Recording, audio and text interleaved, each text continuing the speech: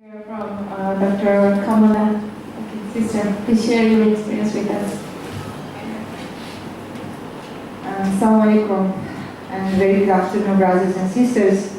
I was surprised when I see the list. I thought that all participants will be from IBF, but I saw that there are many students coming from ICOL. Now I know the reason, and also from other faculties like education. Maybe I stand. No, you can sit down. Well, I think I'm the one who recently finished PhD. I didn't attend my homeroom yet. It will be in November. I finished my PhD, I finished my Viva in December, and I got my Senate letter in February. So actually I prepared some slides, and before that I want to thank the Student Society for organizing this event. Personally, during my study, I wish we had this kind of sessions to motivate. So here, I don't know which stage of PhD you are currently, but you came here for motivation.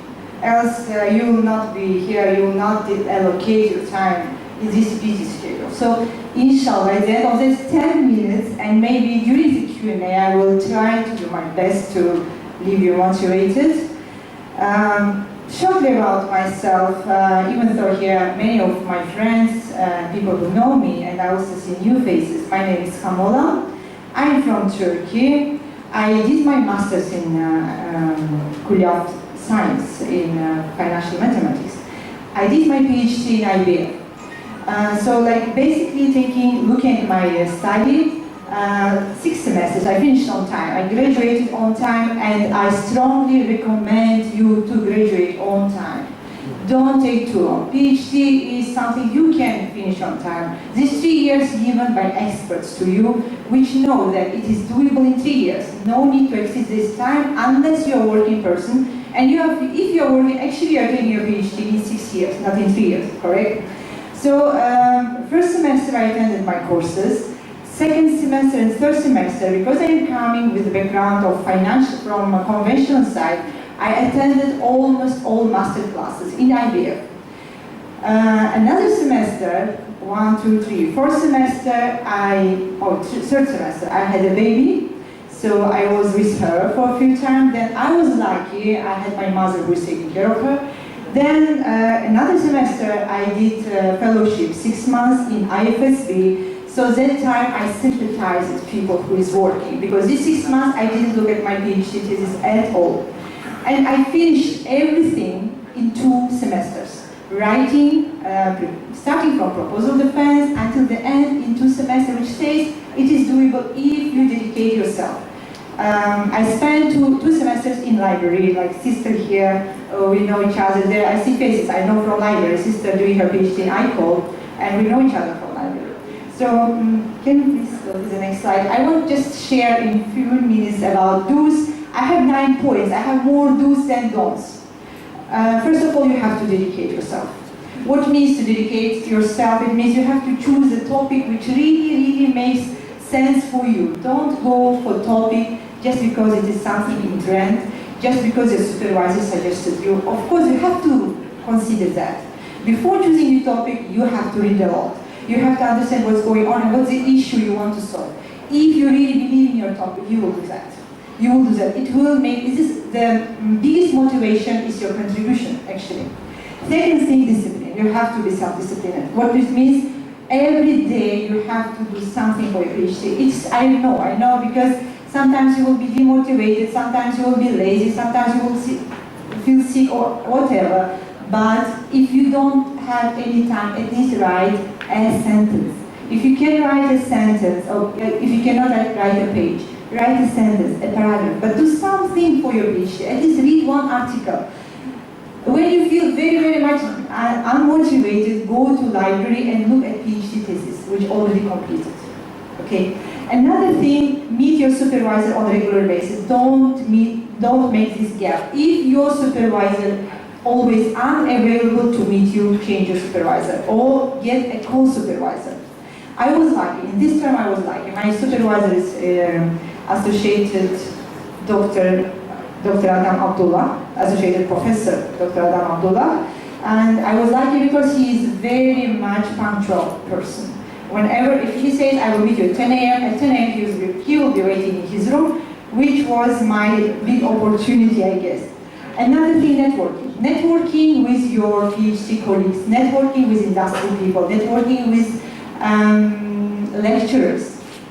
It makes you going on. You will feel yourself interact. Another thing, read and learn every day. Stay updated. Before writing, writing is product, is output. But to have output, you should have input first. Read a lot. Sometimes to write 1 page, you should read 10 pages. Else your writing will make no sense. Another thing is motivation. Actually, motivation, social life, and exercise comes together. I really recommend you to exercise. Do anything, walking, jogging, what you like. Play football for men, for females, and other sport types. But do exercise, because once you exercise, you will feel energyful. Sometimes we say that, oh, we don't have time to exercise. No. Once you exercise, you teach yourself how to be disciplined. Wake up same time, exercise 15 minutes, 10 minutes, doesn't matter. And social life, keep in touch with your friends. Have fun. Don't think that PhD is just sitting in one room, locking yourself and writing and studying. No. You need to recharge yourself to give output. And of course, enjoy the journey of PhD. This is once in a lifetime.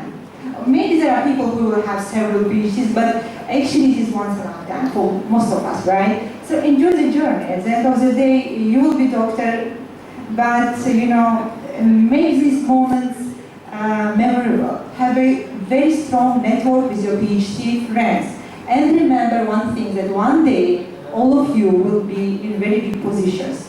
Don't try, networking with industry is good, to know CEOs of banks, it's good, but remember one thing, that your friend next to you is future CEO, is future minister. So try to have a very strong network within you. And actually for motivation, this is a movie. I guess most of you know this movie, is Pursuit of Happiness. This is the movie which I watch when I feel demotivated. Can we go to the next slide? And don't have only 4, don't procrastinate. Never say I will do it tomorrow, I will do it next month, I will do it, because once you procrastinate, it is gone. It is gone, basically it's gone. Never give up. And remember that if you give up today, tomorrow you will regret. So if you feel like really you are on the point, whatever the reason, there might be, most of the reason people face is financial difficulties. Before you switch off, okay, go and seek for assistance. Let people know that what kind of difficulty you are facing. Go and apply for scholarship. You will have PhD students, part-time PhD students who are also working. Tell them about your problem. Share your problem with people. And definitely you will find a solution. Don't give up before you knock every door. Another thing, don't blame circumstances of people. Don't say because my supervisor is like that, because my wife is not giving me time to work, or my husband is not understanding, or my kids are too small. This is all our reasons. Don't blame circumstances. If you cannot do this, it is your problem. Just plan your time. Another thing, don't find excuse. I think blame circumstances of people. I find excuses something similar. And this picture actually it reflects. At the beginning of your PhD, you will have plan. This semester I will do this. Next semester I will do that. But reality is not like smooth as it seems. I have another 2 slides about Viva preparation and about defense itself. So before the Viva preparation, when you go into Viva, I don't know how many of you on that stage, but please read your thesis carefully. Read your thesis and ask your questions which you think your supervisor, your examiners will ask you. I was told by my senior colleagues that no one reads your thesis, don't worry. Go for Viva, no one reads your thesis, it's just formality, they already decided mind or measure, so you will pass. And as Brother Mahboubi said, Dr. Mahboubi Ali said, actually they read your thesis. And every Viva is very, very personal. because your examiners, some examiners are very sharp, very accurate. Some examiners, yes, maybe they don't care, but in my case, alhamdulillah, they were very, very smart professors, and I got sharp questions that what I can say, yes, in paper it will be written, already your examiner is given a mark to you. It might be minor, it might be measure, but there are cases we change it from minor to measure because of your attitude and because student cannot, actually Viva is all about checking the student's level. Is it you who writes this thesis or there is someone else helping you? This is what your examiner wants to see. And you should know, like as a student, you know about your thesis, you know what's your strengths, you know your limits.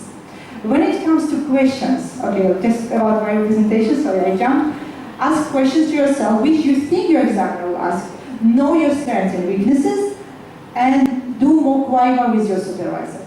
Another thing, present in front of your friends to get the confidence. And last slide, during the defense day, first of all, about the confidence. I want to talk about confidence. Slightly, I'm not agree with Dr. Mahboubi. Don't consider you a student. You are smart. You came to the end of difficult journey. It means you are smart. Be confident. Don't be arrogant. Be confident, but you have to show that this is your work and you believe in what you have done. But don't be arrogant. If an examiner asks you a question, listen. No need to take it. No need to take it. No need to take every comment. Listen. In my case, my chairman at the end of my Viva, he said that he never attended such a Viva because I was basically not arguing, but defending my thesis. I defended my thesis literally. Because not every comment coming is relevant to your thesis, okay? And sometimes your examiner is expert in one area. And when he's reading your thesis, he or she reading your thesis, he will evaluate it from his own perspective. He will ask you to add this, to add that. If it is coming for literature review, let's say, your examiner asking you, oh, this is crucial work. Can you please add it? Okay. But if it's coming for methodology part, and your examiner says you have to change your arrivals or add, which you know that it will take another 6 months, or you have to rerun your data, please try to justify that what you have done is enough to meet your objectives. This is important, and I think we have to have another session just for Viva preparation. Viva and defense. This is very important because this is what I was like. I just went to YouTube videos, I read a lot of literature, and I was lucky. My father is professor, and he also motivated me a lot. Another thing, during your Viva, don't exceed time given to you. If they say you have 15 minutes, just finish it in 15 minutes sharp. Leave time for comments, for Q&A session. And if you don't know the answer to the question, don't fabricate it. This is very important. Yeah. Don't try to say something because they will not understand that you are fabricating. You should be honest. Don't say, I don't know. But you can say, oh, I will think about that. Thank you for that. But there will be something very, very polite way, but not also putting yourself too much down. But you should be careful on that part. And of course, defend your thesis, and I wish to all of you to finish this journey on time, and don't think it's something very, very difficult to do. Just dedicate yourself, be disciplined, stay tuned. And with that, thank you very much, and I think we will have Q&A session.